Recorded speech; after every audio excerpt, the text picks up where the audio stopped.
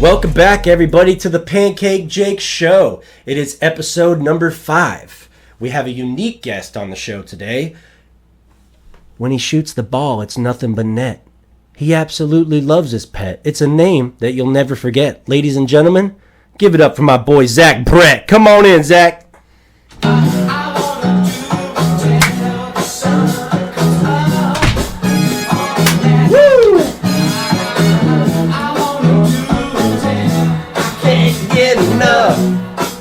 Oh yeah. I wanna put on my boogie shoes. Hey, I wanna put on my boogie shoes. Just looking at you. Woo! Oh, that's a great intro right there. Woo! We got Zach Brett in the building, baby. How we doing, Zach? I'm great, man. I'm happy to be here. The pod's been, I've seen some episodes. It's going well. Oh, thank you, man. When I got the opportunity, I was like, gotta do it. Oh, gotta do it. You already know ZB was going to be high on that list. We got a lot to talk about. ZB is one of my best friends. Known him since middle school, college roommates. We got a lot of stories and good stuff. History. Oh, so. Yeah, we got plenty of history. And speaking of history, I want to take us way back in time to a young Zach Brett growing up in Enniswood. And and I wanted to ask you, Zach, how did you get into playing the guitar? Who was the first person that showed you a guitar? Oh, man, we went from, like, neighborhoods to guitars. Oh, yeah. What got me into guitar? Well, I've been playing guitar for a while. I think I was like 8 when I got my first guitar, but it was a pretty shitty guitar. It was my grandpa's like super old one. Okay. But it was like one of those things where like you would grow up and go in like your grandparents like room or like just one of those like side rooms and there's something that you're not supposed to touch. Right. Like that was the guitar that you weren't supposed to touch. Okay. And like, I think it was a record player for my grandpa, something like that. Yeah, something like that. But like this was just like an old guitar and like I remember me and my cousin Alyssa would always go in and like slide picks in the pick guard, which like would piss my grandpa off. But like that's what got me into it was he gave that to me when I was like 8. Okay. But like we went to a music store just to see if I could get lessons or like the guitar, what's going on with it. Mm-hmm. And they pretty much said it was like so old it was just like unplayable. Like it was just like couldn't do it. So we just got like a crappy little guitar for me when I was 8 and then we went to town, dude. Actually, really sad thing about that, my grandpa's guitar was my dad and brother went on the side of the house and just smashed it. Like, just when they heard that, it was just like Jimi Hendrix, let's blow this shit up. Oh, when they heard that the guitar wasn't going to be able to... Oh, it's all game right now. Oh, man. I was kind of heartbroken because I was like sitting in my bedroom and like, you know, I just got this new guitar. I'm like checking it out and then I just like in the side and I like look out the window and they're just fucking going crazy. So...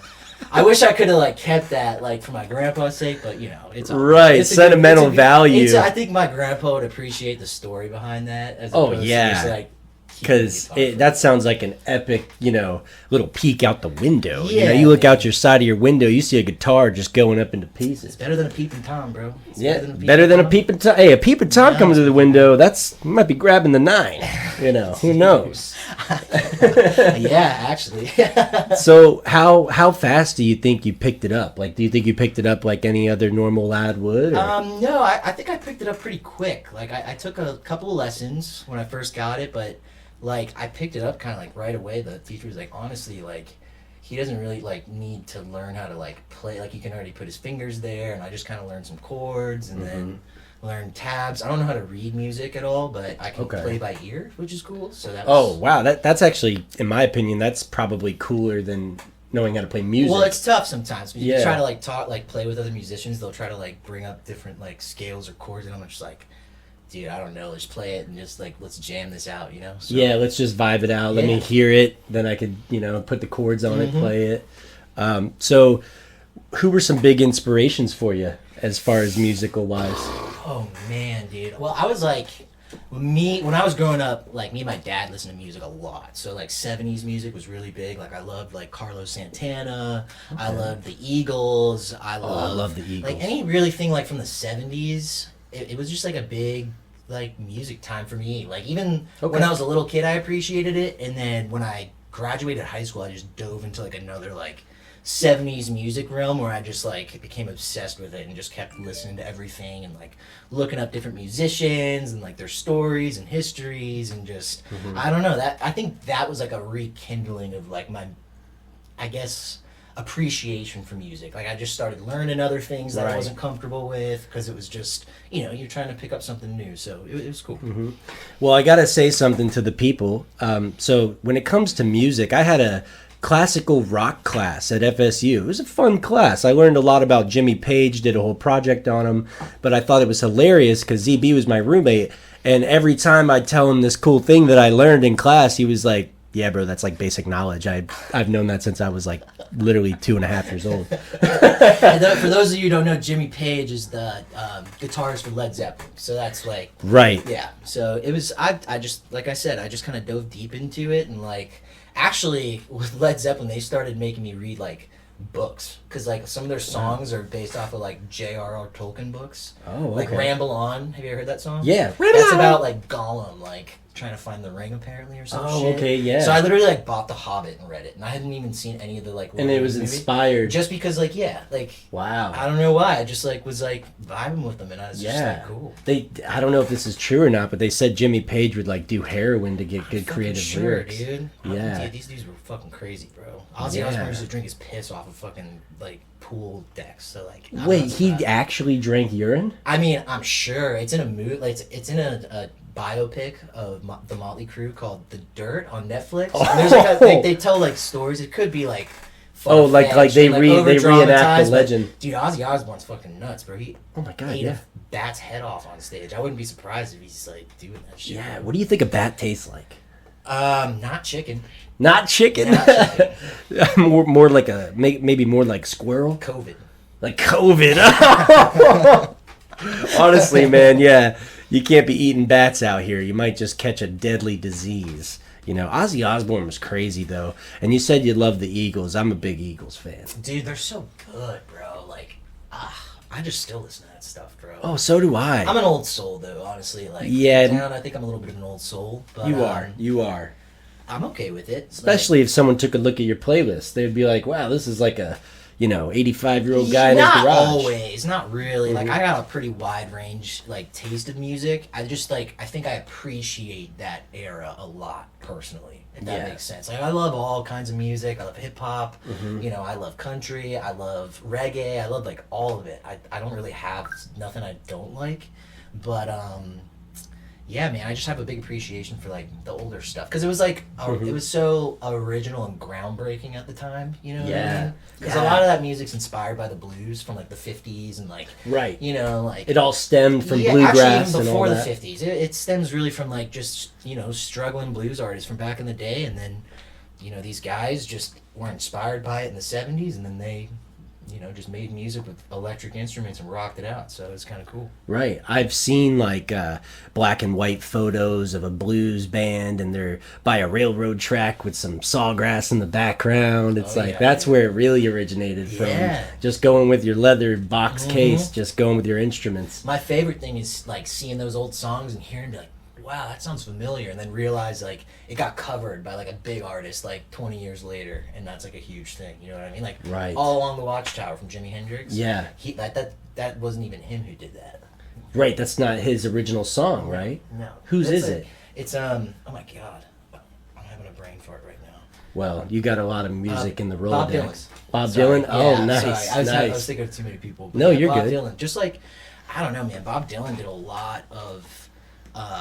He wrote a lot of songs. I wasn't really a big Bob Dylan fan just because I didn't really like his sound, but he was just a good writer. Like Wagon Wheel, if you like that song, he wrote that before. Like Darius Rucker covered it. He was just a good musician, like writer to me. So it's cool just to kind of see how people get inspired by others because.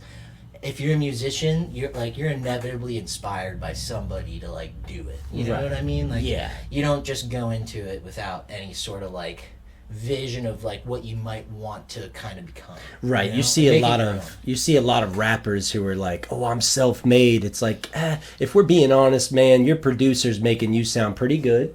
Your lyrics are good, but the producer's making them sound extravagant. Yeah, but there's also, like sometimes like a lot of this stuff is just doing it in the first place. It's kind of like anything, like starting a business or Right. some people just overthink too much and they're too like at least you have the balls to go in and like get behind the mic in the studio and like lay something out for a producer to do something with. You know what Right, I mean? because that brings me back to an amazing quote that I actually live by, and that quote is, "Showing up is half the battle." Showing up's half the battle, man. Actually, showing up with a good attitude is more than half the battle. Yeah, let's Obviously, go a just showing step up's half the further. battle, but like if Take you it got a a step good further. attitude about that and like you're ready to go and like prepared, you're already more than halfway there. You know what I mean? Right.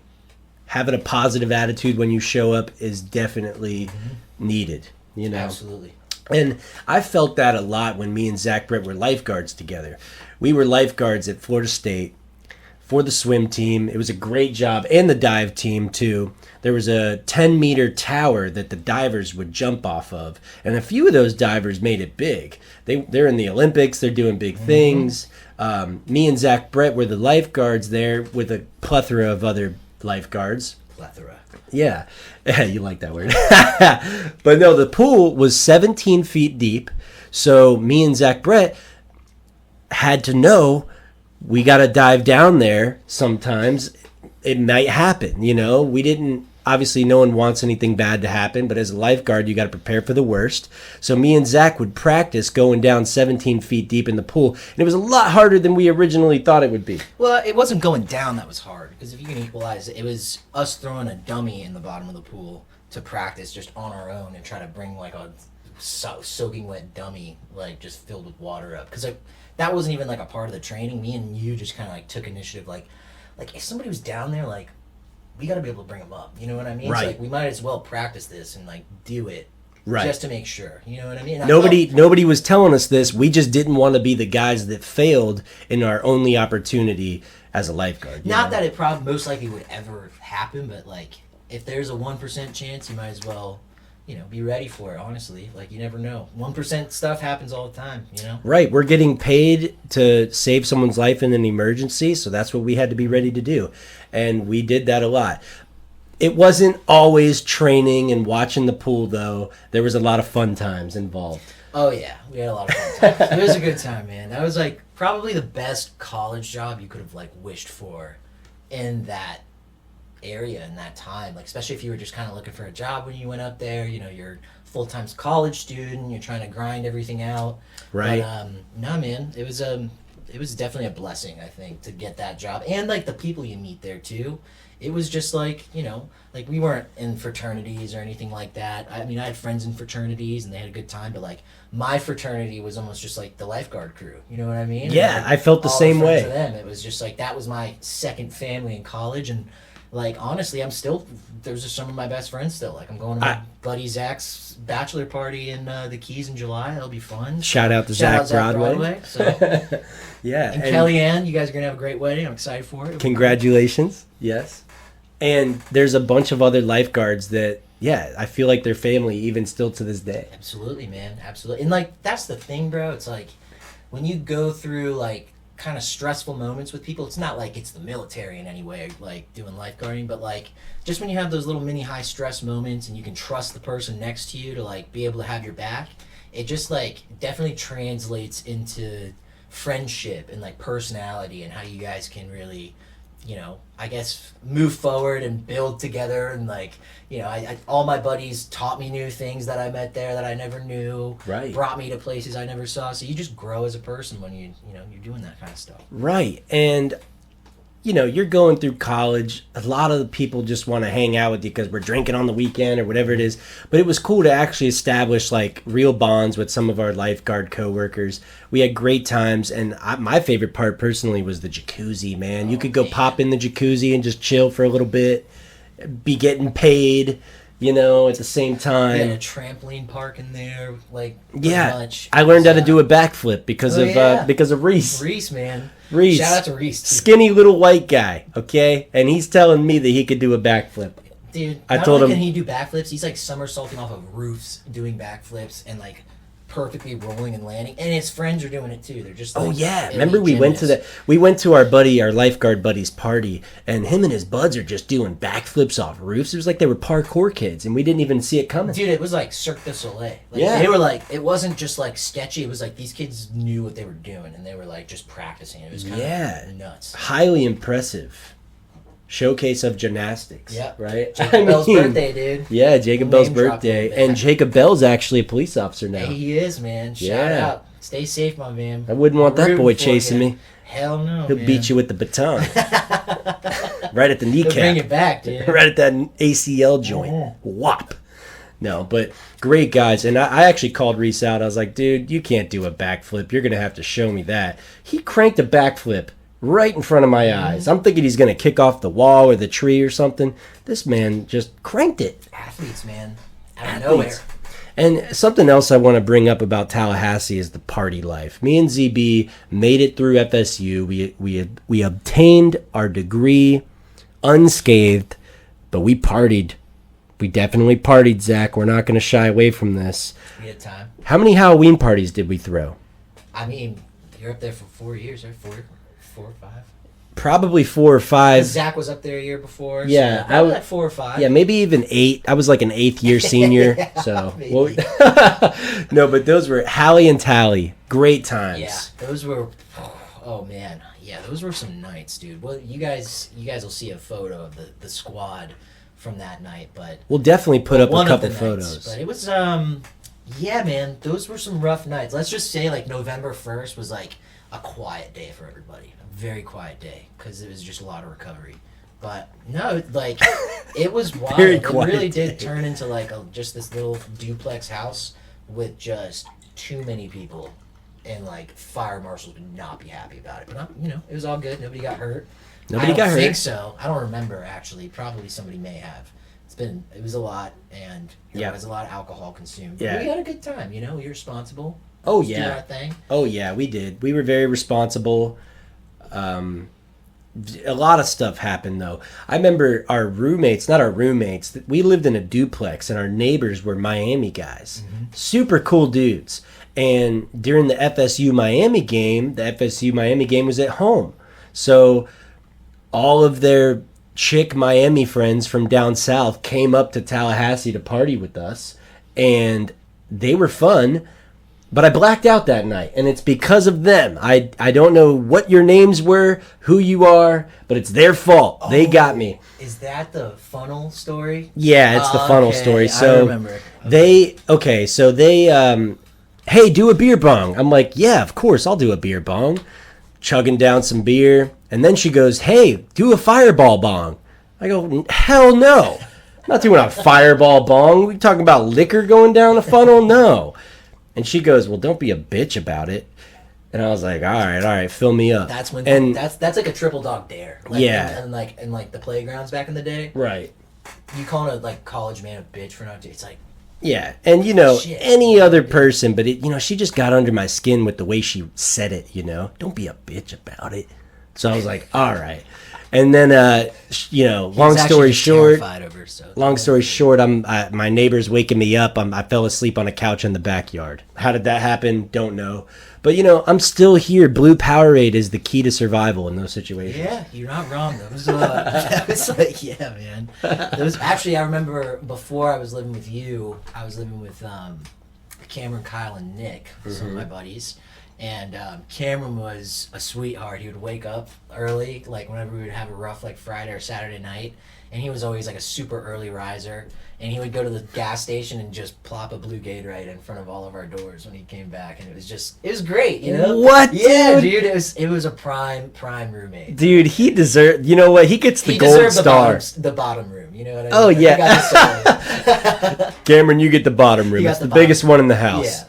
And you know what? He gets the gold star. That's real love. Yeah, man. Looking out for your roommates and Yeah, talent, he was, dude. That's actually, if you're gonna go to college, it obviously like we were kind of blessed to be able to have a group of friends there, but you do underestimate how valuable it is to have people that you can trust around you. Like when you go out there, that's why anybody who goes to college or goes away somewhere, like like way away without people around you, like I definitely like give you props because it's not easy like jumping into a new environment and like a new pool without anybody's with you or friends or somebody to lean on. So yeah, dude. Yeah, that's like, having that was a big thing. Wow, that's something that's not really talked about a lot, and I think it's important though. Yeah, you're moving away from home. You're used to being home with your homies, your friends, your family, your parents, your pets, whatever have you, and now you're in a place where you don't know anyone potentially. Maybe you know a handful of people, and you got to really get out there. And for any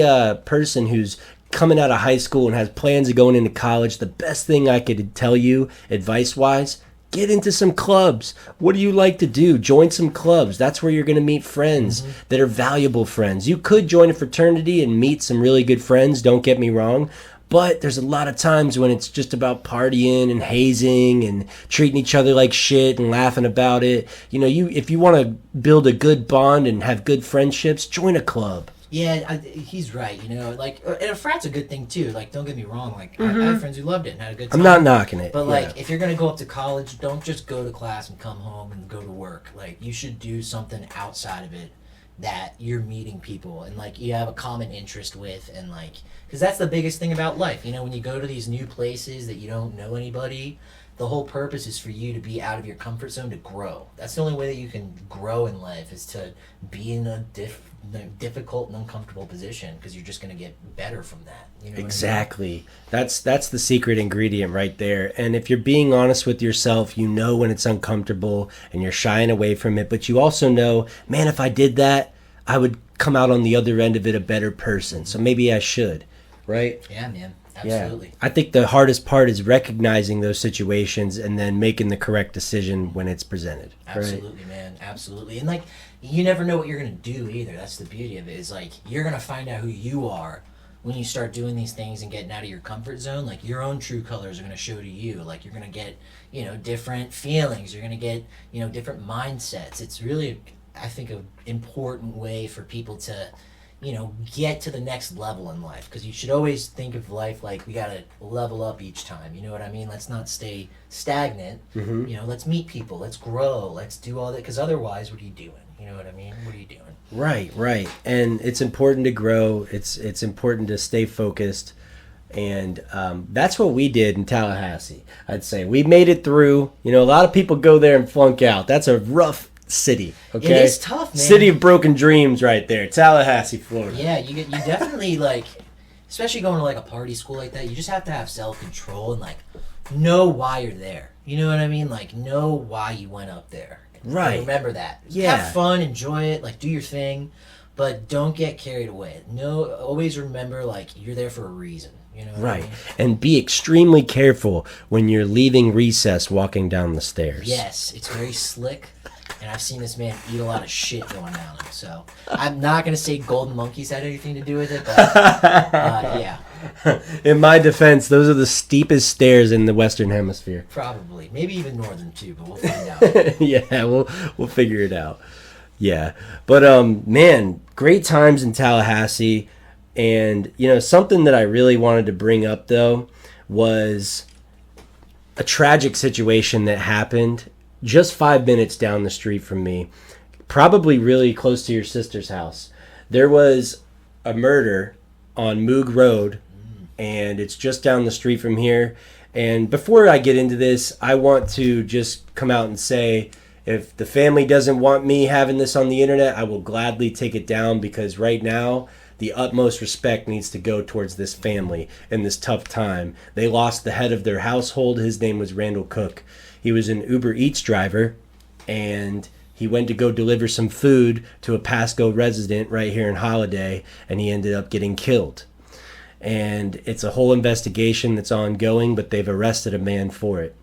And yeah, it's just one of those things that touch me to my heart, because I have my cousin, and she's a Uber Eats delivery driver, and I just think like that could have been my family, you know? So I just want to make a point to say that this shit's got to stop, for one, and for two, why can't we just live and let live?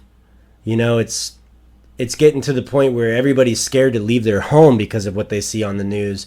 And this man was just trying to provide for his family. So I think it's time that, we all come together and really make an effort to achieve world peace, because things are getting too crazy. Yeah, man, it's definitely give my condolences to the family for sure, because that was a hard story to read. Yeah, it's like I don't want to get into the details and all that, but just from what I read, it was pretty gruesome, and it actually shook a chord to a lot more people than I thought, just like seeing it on the internet. Yeah, and like Jake said, man. You just got to be better people in the world. But, in this circumstance, it was a guy who just recently got out of prison, and it was like a really demonic type of thing. And, sadly, some people's brains are just wired, and people have mental issues, and it just stinks that good, innocent people get caught in the crossfire of that sometimes, and it's just, especially when it hits close to home like that, it's just, it makes you question, like, how confident you can be in the people around you and your environment, and like how you can trust it. It really makes you appreciate, honestly, what you have, and like how you should be careful with it and how you should preserve it, because anything can happen. Like I said, 1% happen all the time. What's the chances of you getting killed by your Uber Eats driver? Probably 1%. That guy didn't think that was going to happen that day. Right. He didn't think he was going to be in the 1%. And he's just trying to feed his own family, dropping off food to build up. It's just, he's just making an honest living. He's not out here on, it's a sad story. Yeah, and like you said, like I have some friends who do like Uber Eats driving and stuff like that on the side, and some of them do it full time, and they enjoy it and love it, and it just kind of makes you scared for them, because it's true. It's kind of like being an Uber driver too. You just never really know, like, what's gonna happen.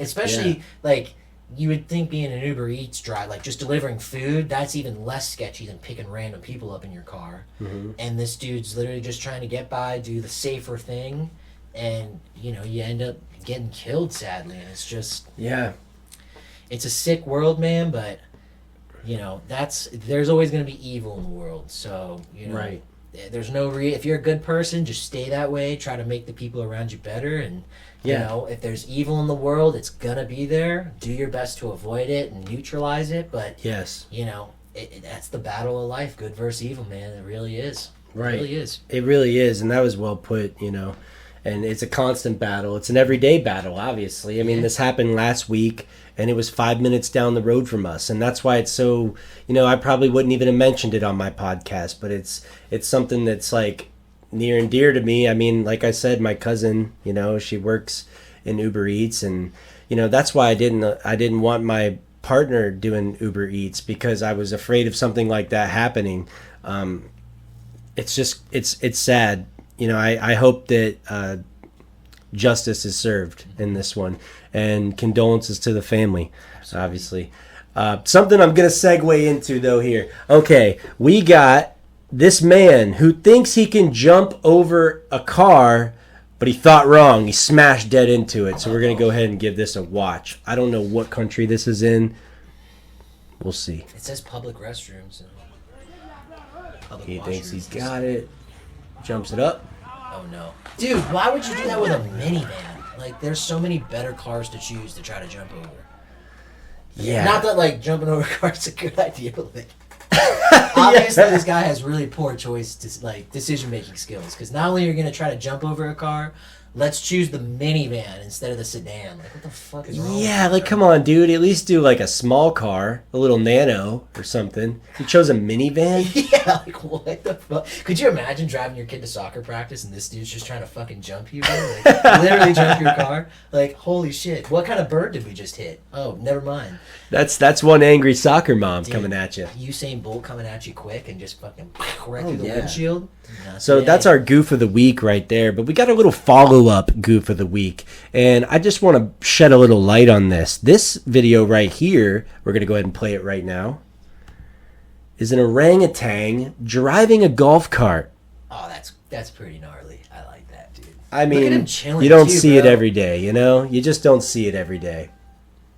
Dude, he's driving cooler than, like, most people, bro. Most people are, like, nice and, like, stirred. He's just cruising, dude. Yeah, dude, he looks like he's 3 blunts deep. Where's his scotch at, bro? This guy's the man. Yeah, dude, he one hand on the wheel, other hand on that He's blunt. going to his chimpets, baby. Yeah. He's going moving and grooving, baby. Hey, big dogs got to eat. I love Puppies stay on the orangutans. porch. Big dogs, they go out and play. Oh! Jamal Williams. Yeah, shout out to Jamal. But no, I love orangutans, man. I think monkeys are super cool. We have a chimp farm literally Oh, yeah. like not even 10 minutes up the road here. Dude, they're fucking sketchy. Really? Bro, I've heard too many, like, sketchy stories of, like, like, they rip people's fucking arms and ears. Oh, and yeah. toes Not out, that bro. place specifically. No. but yeah, no, yeah. They just okay. throw shit at you there, which is, like, I'm not even trying to do that. Yeah. I haven't gotten shit thrown at me. I've never But even- I'm sure they would. They're little assholes. They look like it. They look pissed that they're in cages. That's the thing, bro. They're, like, caged up. These are, like, animals trying to... that's why, like, if they're, like, hurt and it's, like, a rehabilitation place, it's, like, that's one thing. But if it's just to, like, show off an animal and, like, take its life just to, like... I don't know. That's pretty selfish. Yeah, it is. I mean, but I do like going there, seeing the orangutans, seeing the gorillas, and seeing the chimpanzees and the little mini monkeys. I got flicked off by one. Did I ever tell you about that? No. Yeah, I got flicked off by one of the monkeys there. I'll put it. I actually have a video of it. I'll put it up on this podcast. Yeah, little monkey flicked me off. They're smart, bro. Yeah. He wanted that. He wanted the hands, and I was like, dude, you're lucky. Bro, you don't want to give hands to a fucking No, chimpanzee. dude, I looked at him. I said, you're lucky there's bars between us right now, little guy. I'll take that little arm, rip it right off your body.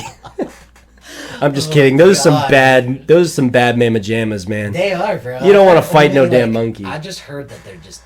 I don't want to go pay money to just get taunted by assholes. You know Right, what I dude. mean? Like, Yeah. Let me ask you this, though, Zach. If you had to fight a monkey, what would be your go-to move? Like, what would be the first move you hit on him? I'd find a weapon. That'd be my first move, is like looking around for a weapon. That's what I would do. What weapon would be your choice of weapon? Probably a shotgun if it's raining. But like, I don't know. Dude, I would go with nunchucks.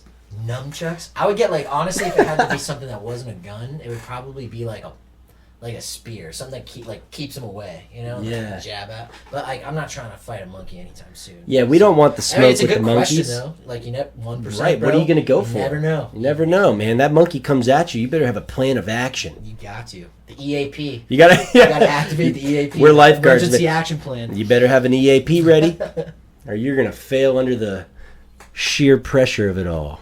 You might get smothered. Yeah. So this is one of the biggest legends in the Brett family, we'll say, and I'm gonna go ahead and bring him up. Now, you tell me how you're related to George Brett. He's like a third cousin or something. I don't even know them at all. I just know we're related. We have the same last name. My dad told me about it when I was younger. Don't really know too much more other than that. So, Well, that's cool. Yeah, George Brett is part of the Brett family, related to Zach Brett. The biggest thing that happened as far as getting eyeballs on George Brett was this pine tar incident. So, in one of the most famous arguments in MLB history, Royals icon George Brett potentially game-winning home run is ruled an out due to an illegal bat causing a scene at the Yankee Stadium. We're going to go ahead and give this a play. Yeah, so he's up to bat now, I think. Oh, no, he just hit a home run. So he hit the home run. He's running off the field. And now they went up by 1 run because of his homer. Mm-hmm. And the umpire is calling it an illegal hit because of the pine tar that was on the grip of the bat. And George Brett wasn't having it, folks. Not happy. There's a little Brett temper sometimes. Yeah, you're going to see the fire in the Brett family come out right now. They're discussing the call. I think George is starting to understand what's happening.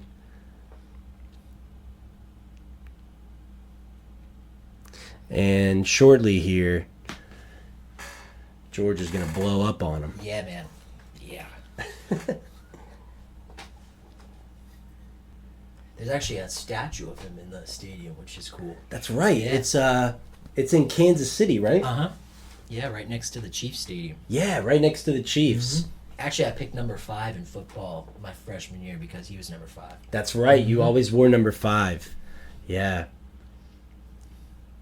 That's a Brett family tradition right there, wearing number 5. Some with a 5 in it, usually. Yeah, so they're discussing the bat right now, and the highlight of this video is when George just charges the mound. And let's see if I can skip forward a bit here. They call it... Boom, there he goes. He's coming right at the ump. He's screaming, mouthful of dip. He's not having it. 70s hair, feathered and lethal. Rightfully so. I mean, it really does seem like they robbed him. He hit a clean homer to win the game, and you're going to take that from that man in the Yankee Stadium? Yeah, man, that's a tough... And it's in Yankee Stadium, like, that's tough. Yeah, man. That's one Brett that's ready to kill right there. Look at the amount of dip these guys had in their mouth. Just yeah. They didn't know it caused cancer back then. I'm sure they did. They just didn't care. They just did it anyways, because it felt good. That's like a Sandlot shoe. Remember the Sandlot? They're all thrown up on the roller coaster after. Oh, yeah. That made me never ever want to do it, bro. Sandlot, dude. Sandlot is what made me want to become a lifeguard. Dude. I'm just kidding. It's peppercorn, bro. I feel you. That was slick, though. Oh, I'm choking. Let me get a kiss. Let me get a kiss, mommy. Oh, jeez. Yeah, but that's just a crazy story about one of the Bretts, George Brett.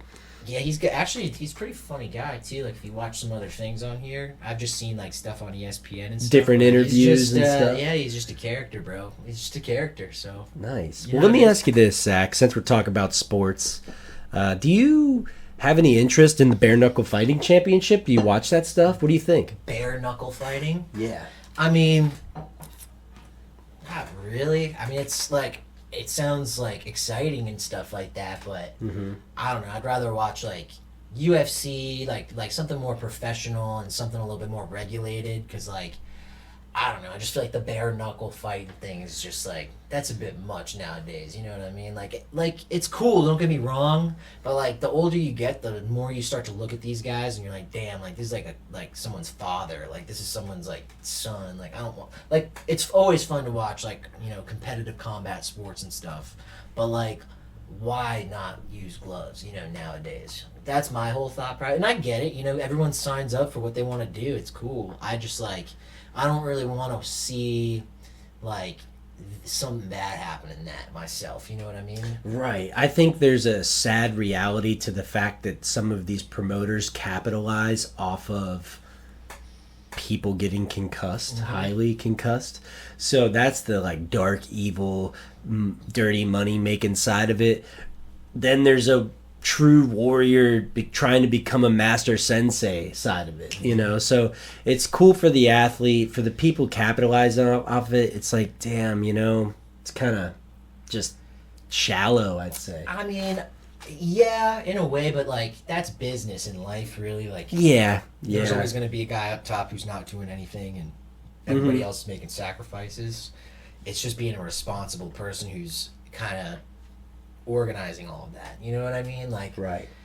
But there's always a market for everything. It is what it is. Like, this is also coming from somebody who will stumble on like stupid fight videos online and just watch it for like an hour. It's like, that's pretty much obviously bare knuckle fighting, but it's just like I don't know. I know the guy's not dying, or it's just like knockout videos and stuff. But I don't know, like watching like a live like knuckle fighting like event I wouldn't go to it, that's for sure. Like I would watch like a rerun knowing somebody like didn't die or something, but like I don't know, man. It just is I kind of see where you're coming, because I think it's like pure entertainment. I love it. It's pure violence. But on the other hand, I'm like, part of me doesn't like watching these dudes getting their cheekbones just cracked open for like 10 minutes of entertainment. For right. Part of me is like, that's kind of rough. I just wouldn't do it. Like it's just not like I get why some people do, bro. Like don't get me wrong. Yeah, got to pay the bills. Some of them. Not only that, some people just it's in their blood. Like that's just what they want to do all the time. It's just that's just not my style. You know what I mean? I'm just not like trying to watch fucking people like get hurt all the time and stuff like that when they don't have to. Like I'd rather see it in like a more professional, I guess, environment or organization. So Yeah, 100%. Who does the bare knuckle fighting now? Is that like a Oh, so it's just I don't even know who the promoter is, but it's called BKFC. And this weekend, Mike Perry, who used to be in the UFC, he's fighting Luke Rockhold, who used to be a former champion in the bare UFC. knuckle? So yeah, they transitioned from UFC to BKFC, and they're gonna have a bare knuckle fight. Is it just stand up fighting, or is it? Yeah, it's basically bare knuckle boxing. No legs, no knees, no kicks. Yeah, man, that's just, dude, good for them, bro. They're getting their thing, but They're gonna capitalize, and people will capitalize even more off of their fight than they will. And think of how many fights that they've, like elite fights that these guys have already gone through, and the blows that they've taken. God, Man. yeah. It's just, I think it gets to some point where like these fighters, they like know that they've already gone over the deep end with like getting concussions and getting all fucked up. So they're at this point just like, fuck it, I might as well just Right. keep going till I like die, pretty much, because it's like that's what you love, and like, dude, more power to you. If you have passion for something, you love it that much, like, go for it. But you have to realize what you're sacrificing. Like, if you have a family and stuff like that, like, are your passions to get your ass kicked or like beat other people up like more important than living a longer life with your family?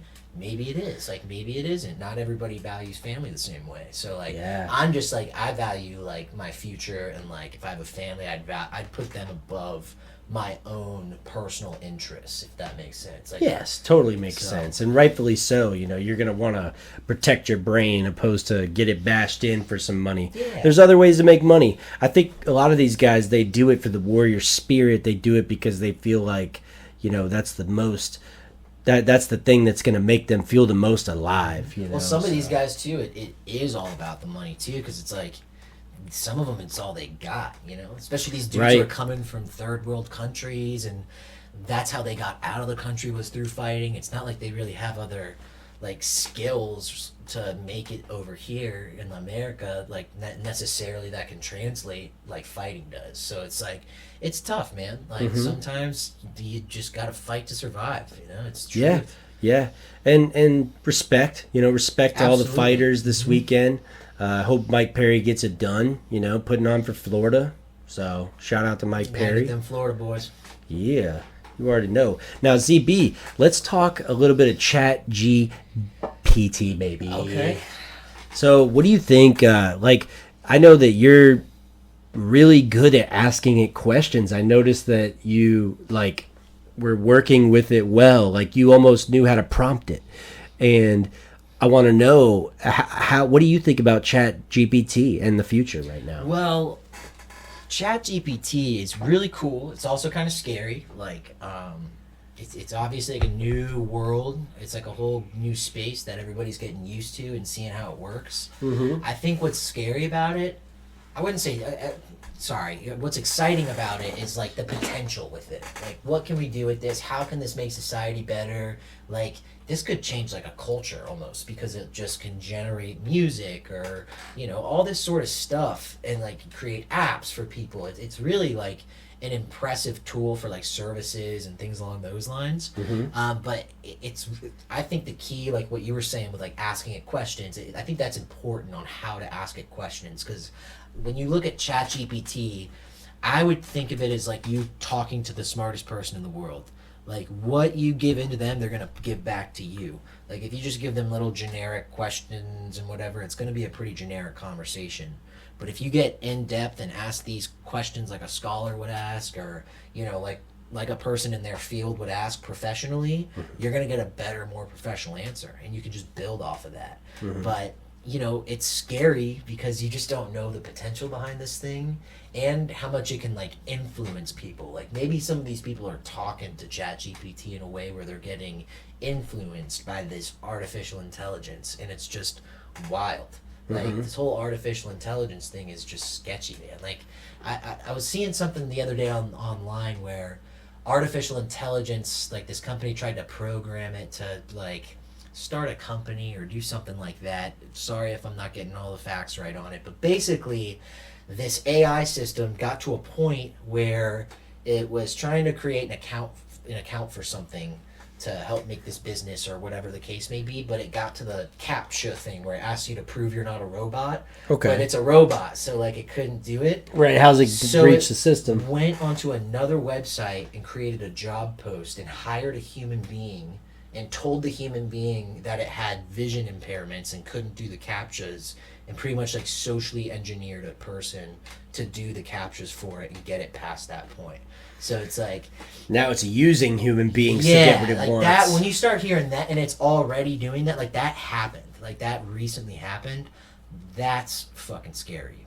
That's Yeah. pretty fucking scary. Yeah. You know what I mean? Because like you don't know how this is going to influence people. As I was saying, like some people find a higher power in different things. Mm-hmm. You never know who's going to commit to the. You know, it's just it's an open space. I hope it's a great thing for the world. I just hope it doesn't get used maliciously and it just doesn't get like out of hand. You know what I mean? But Yeah, I hope. man. I like the way you put that, and I hope that this actually becomes a useful tool for people and not something that's going to make people more lazy. Absolutely. Like, let's use this as a tool to get us further, you know?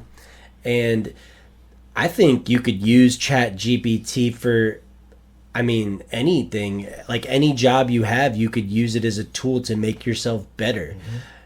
An example would be if you wanted to become, let's say, a Major League Baseball player. Well, where do I start? What are some drills that I need to implement? What do I need to know? It's going to give you a very general response, but the more you ask it questions, the deeper it will dive into it. And that's what Zach taught me about chat. And what it can do, too. It's not really just like talking to something and getting answers back, but like the fact that it can code things. The fact, you know, like we asked it to do something and then generate a code for what we had put in that would be usable in the app store to make an application, and it spat it right out to me and you, like right there. Do you remember that? Like when we were trying to do that little test? Insane. Yeah, and it's like Jake was saying, like, I hope it doesn't make people lazy, but then again, it's like, if it can save people time doing this stuff, it almost just increases our potential, because it's like, this thing is doing all these tedious things that we would have had to do in the first place.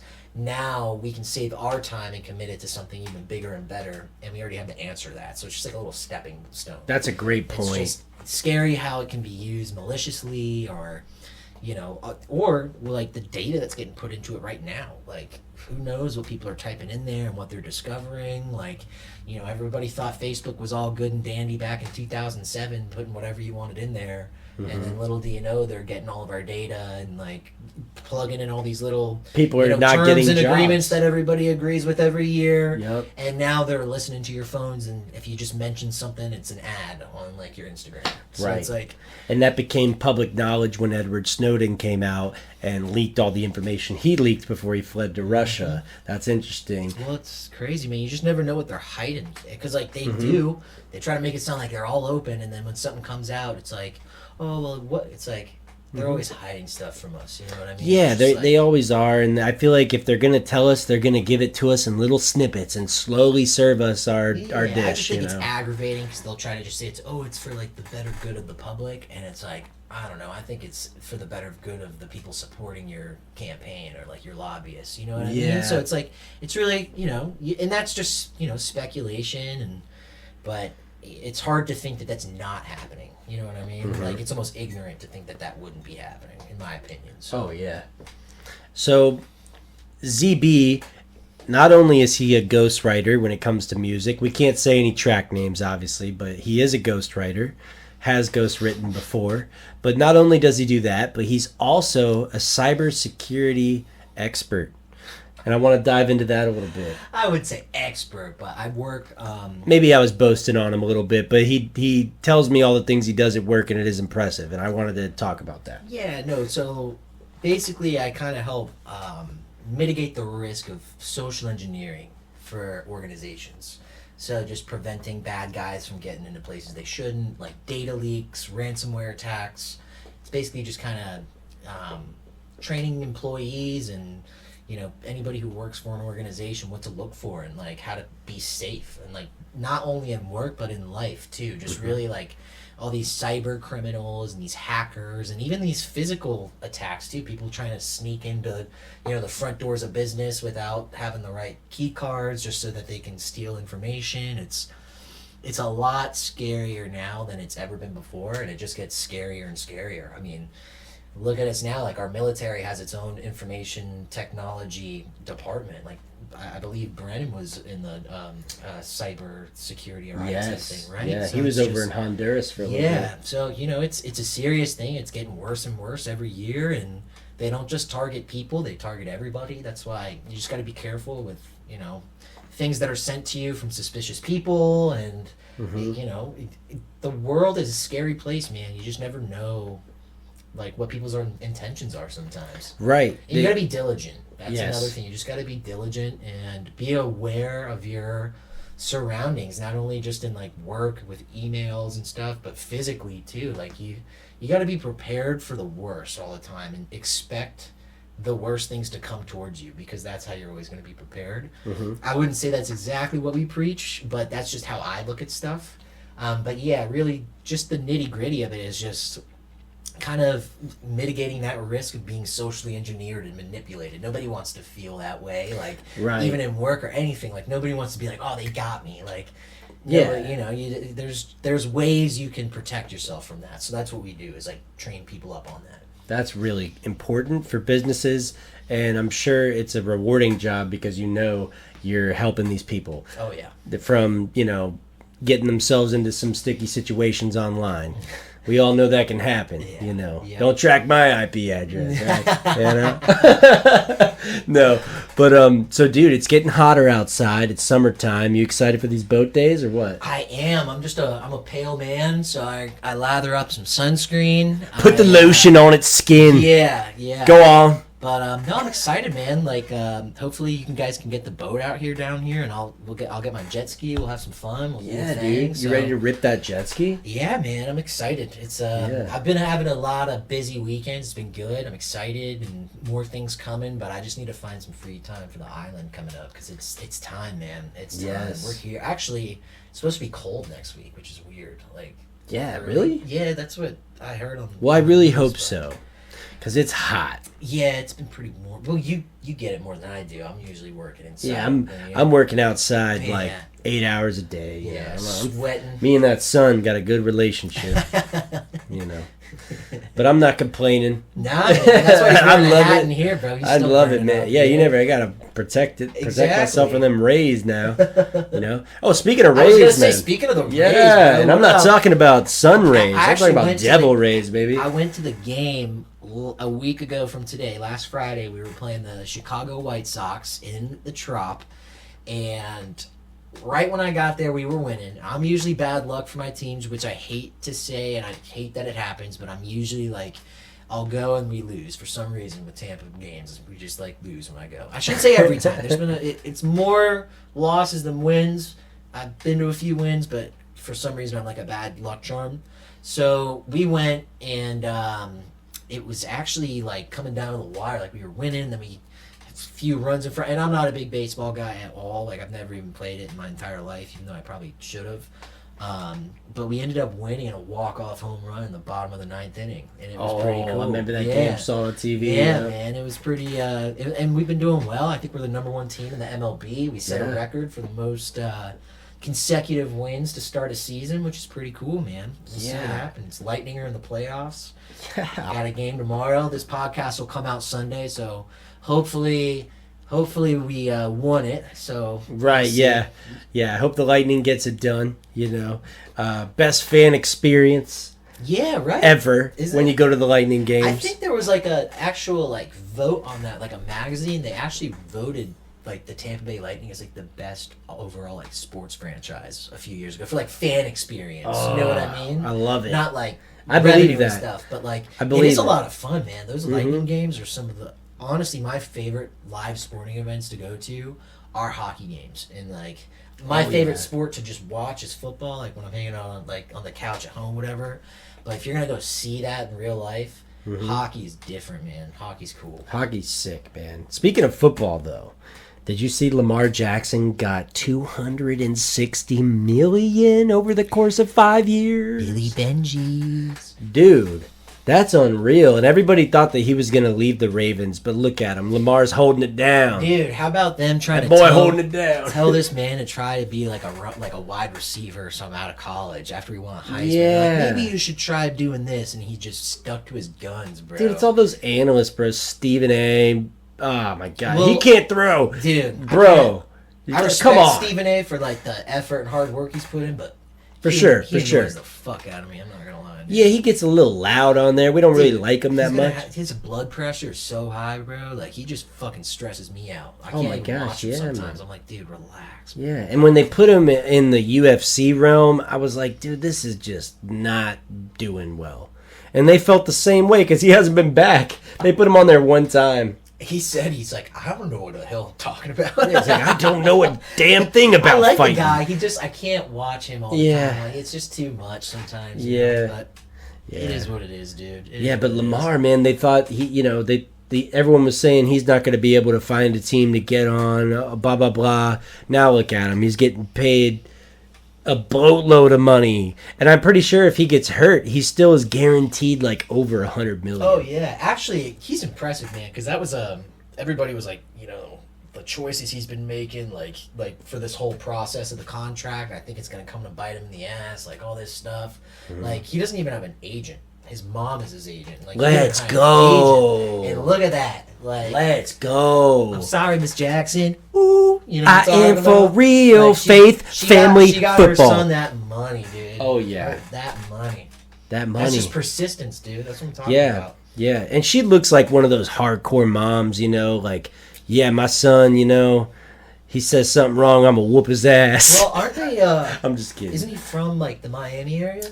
He's from Pompano. Yeah, Pompano Beach. I think the same area Kodak Black's from. That's why he's always bumping that Kodak before he goes out on that field. That boy Lamar Jackson, baby. Dude, he's electric, bro. Actually, one of my favorite videos that I saw, even before he was in the NFL, you probably saw it when he was in high school, and he like does yeah, bro. I didn't know it was him. He does until he made it to the league, and then everyone's like, right here. And you just go, whoop.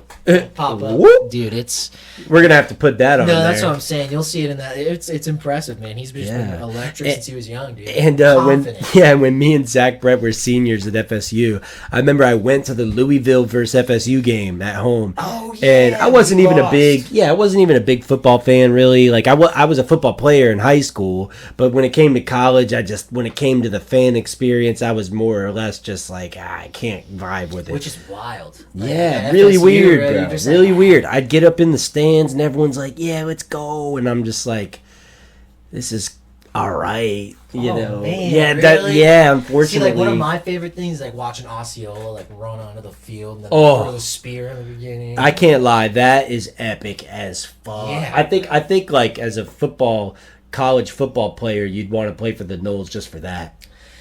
Dude, it's just for that spear. Good legacy at FSU too. Oh yeah, the history there is great with just like incredible sports athletes, and it was a great time. I would never, change it for the world. Me neither, man. And back to my point though with Lamar. Sorry. No, you're fine. I just didn't want to drift from it too much, but he literally just ran all over our defense. I've never seen a quarterback make a defense look so slow. Mm-hmm. It was insane. And like that ended our season kind of too. Oh we were yeah, undefeated at that point. Yeah, Lamar we're all hype. We're like, yeah, Knowles are next up. We're gonna get it again. Nope. And then Lamar's like, nah, Louisville. We had Jameis on the team that year too, didn't we? Probably. Well, was it Jameis? I think this was later than Jameis. Was it later than Jameis? Yeah, me and ZB were up there. Were you up there when the... No. Oh, no, you were working as an insurance agent. Yeah. Yeah, going to school State at Farm. night and working as an agent in the day right out of high school, man. Yeah, grinding. That's what me and ZB are all about, baby. Just grinding, No student debt, baby. That's cool.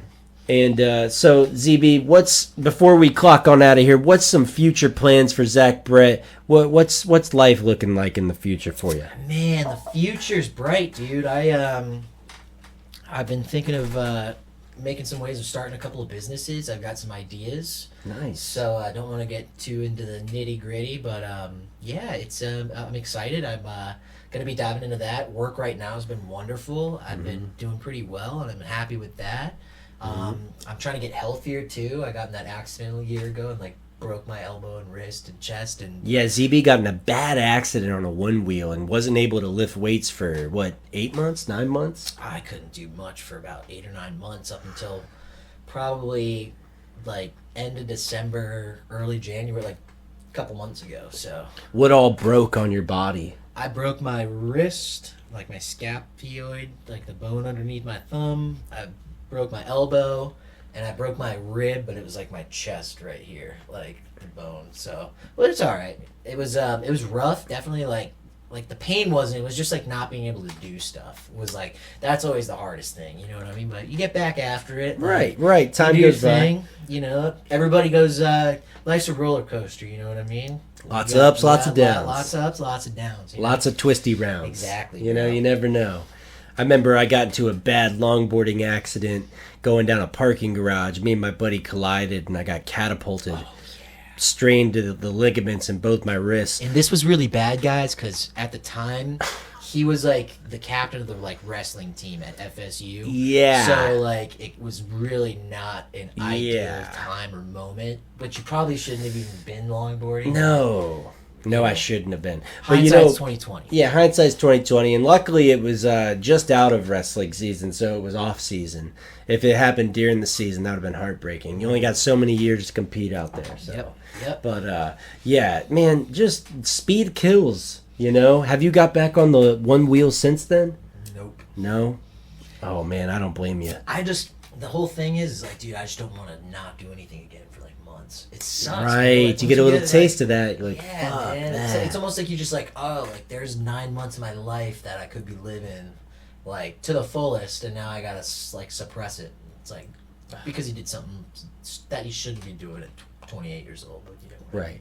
It was fun at the time. Now, aside from your money spigots, making money, making businesses, and being a cybersecurity expert, besides from all that, though, do you have any goals within the music journey, or are you just flowing with that on the side as well?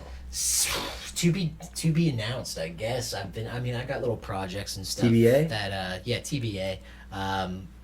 Yeah, I've got some things in line, so I usually Sweet. keep to myself with it a lot, though. I don't like to shove it in, like, my friends' faces and stuff like No, that. yeah, unless no. they're my good friends and want to hear it. And just, Yeah. Because I got buddies who love to jam and, like, listen to stuff. But, no, I'm excited for the future with that, too, man. I've got some things planned out, and we'll see. We'll see. I know. In those deep, dark hours, you're on that loop station. Oh, yeah. You've been in the trenches. I've been in the loop on the loop station. Yeah, the loop barn. Yeah, ZB has a loop station where he can record music, loop it. It's very impressive to see him in action, and definitely excited to see what comes out of that loop station in the future. Yeah, man. We'll Yeah. get Jake the Snake on it. We'll get a little tidbit on the podcast. In the Little future. Jake the Snake, Flapjack Zach action. Pancake Woo. Jake and Flapjack Zach. We out here, baby. You know what I'm talking about. Oh man, I appreciate you coming on the podcast, Of course, man. We'll definitely get together again in the future. Absolutely. And It's I'm fun. looking forward to these summer boat days, man. Yeah, man. Big brewskis, big boobies, big fish. Yeah, You know, absolutely. like how else to put it? No, You know, man, I appreciate you having me on. It goes by a lot faster than you think, man. It It's does. pretty cool, but you know, best of luck to you. I think it's been going great so far. I've only heard good things from people, and you know, everybody who's been talking shit's been pretty quiet about it. So I'm yeah, just- everybody pretty quiet now. Huh? No, No. man, it's been all love I've heard from it, and I wish you the best, brother. You know, I love you to Thank death like you, a man. brother, and nothing but love. Nothing but love. Thank you, man. I'm harvesting your positive energy and I'm allowing it to catapult myself forward. I hope so, man. I fucking love you, I man. hope Thank so, you for man. coming on the Absolutely, show. man. Pancake Jake Show, episode 5, Zach motherfucking man. I wish I knew you wanted me. I wish I knew. I wish I knew you wanted me. I wish I knew. I wish I knew you wanted me. What you do, what you do. Made a move, could've made a move. If I knew, I'd be with you. It's too late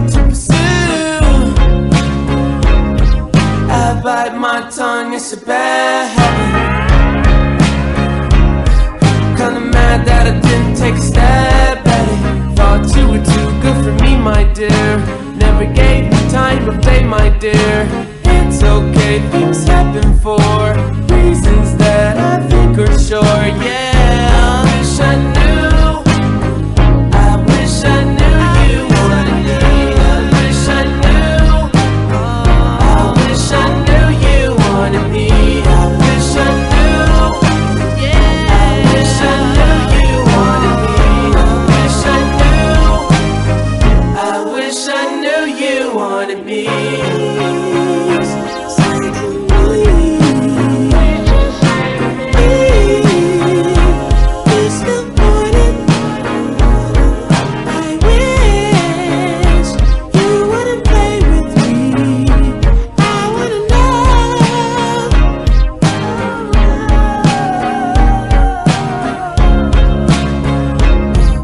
I bite your tongue like my bad habit.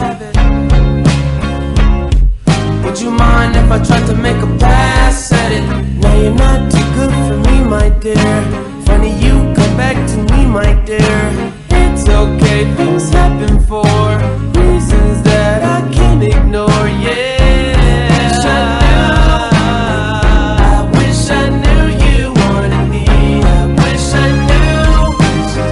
I wish I knew you wanted me. You can't surprise a Gemini.